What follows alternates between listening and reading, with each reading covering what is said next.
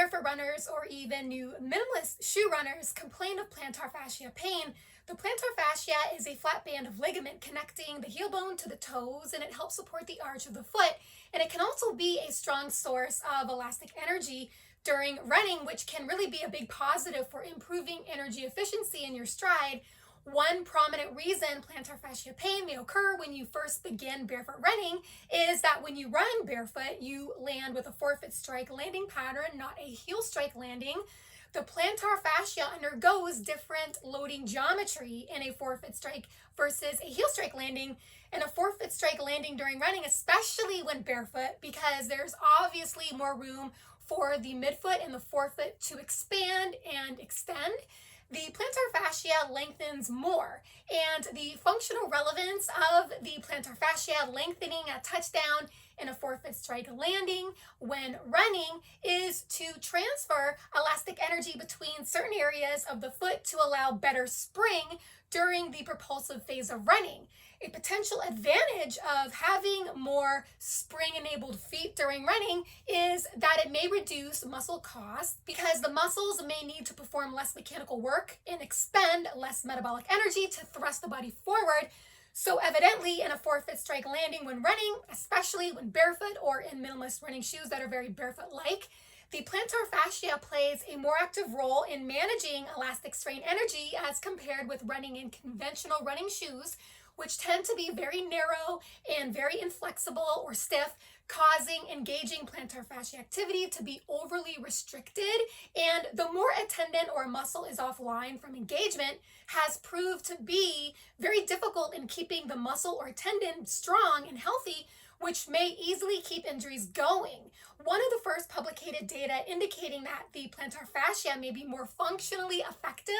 in helping increase elastic power in the feet during barefoot versus shod running came from a 2006 study in the journal PLOS ONE, which is linked down below the video in the description box. The researchers discovered that in barefoot running, the plantar fascia played a big role in a key energy transfer mechanism that occurred between energy absorbing and energy producing structures in the feet. The researchers found that during the stance phase of barefoot running, the energy absorbed by the metatarsal pharyngeal joint or the MTP joint, which can absorb around 11 to 12% of the total mechanical energy of the lower leg during running, was transferred by the plantar fascia between the MTP joint and the recoiling medial longitudinal arch, which in turn aided in positive power generation. With that done, so the energy transfer mechanism involving the plantar fascia during stance and barefoot running, the researchers explained that the plantar fascia may provide additional energy to the MTP joint and the medial longitudinal arch to aid in forward propulsion with greater efficiency and reduced muscle power to thrust the body forward. In contrast, the researchers discovered that this specific involvement of the plantar fascia in providing additional energy to the MTP joint and the medial longitudinal arch was not observed during running in arch supportive running shoes. This is because the plantar fascia, along with the arch, had limited range of engagement and therefore a loss of function, if you will, because these components of the feet were not being used the way they should, whereby over time in this condition, these structures may also become structurally and functionally impaired because of their ongoing underuse, which can directly compromise the way the feet contribute not only elastic strain energy, which is a component of good running economy,